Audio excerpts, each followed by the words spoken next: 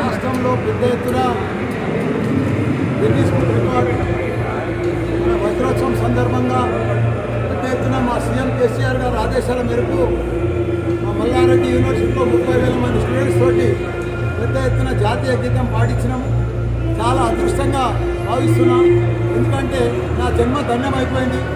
నేను చిన్నప్పటి సంది కూడా కష్టపడి వాళ్ళమ్మి వ్యవసాయం చేసి స్కూళ్ళు పెట్టి కాలేజీలు పెట్టి ఎంపీగా అయ్యి మా సీఎం కేసీఆర్ గారి ఆశీర్వాదంతో మినిస్టర్ అయ్యి ఆ తర్వాత యూనివర్సిటీ పెట్టి ఈరోజు 30,000 మంది స్టూడెంట్స్ తోటి జాతీయ గీతం పాడించినందుకు నాకు చాలా సంతోషం ఉన్నది. మా గవర్నమెంట్ అందరికీ కూడా అధికారులకు మా సీఎంకు కేటీఆర్కు హరీష్ అన్నకు ప్రతి ఒక్కరు కూడా వాళ్ళ పేరున ధన్యవాదాలు.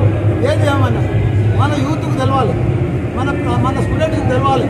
మన భవిష్యత్తులో అప్పుడు 75 ఏళ్ళ స్వాతంత్రం కోసం మన గాంధీ మహాత్ముడు కానీ సర్దార్ పటేల్ కానీ వాళ్ళంతా పెద్ద వాళ్ళ ప్రాణత్యాగాలు చేసి వాళ్ళు సత్యాగ్రహాలు చేసి వాళ్ళు ఎట్లా దేశం కోసం పోరాడినో వాళ్ళకి ఇది తెలవాలి. 75 సంవత్సరాల వజ్రోత్సవం సందర్భంగా అని చెప్పి అంతా జాతీయ గీతం పాడించి పెద్ద ఎత్తున జయప్రదమైనందుకు అదే మాదిరిగా మా అడ్వకేట్ సీనియర్ సుప్రీంకోర్టు అడ్వకేట్ కానీ వీళ్ళందరూ కూడా వచ్చి గిన్నీస్ బుక్ రికార్డులో ఫైల్ చేసుకొని అది సక్సెస్ అయిందని చెప్పి మాకు ఇచ్చి మెడల్ కూడా ఇచ్చినందుకు వాళ్ళకు కూడా ధన్యవాదాలు.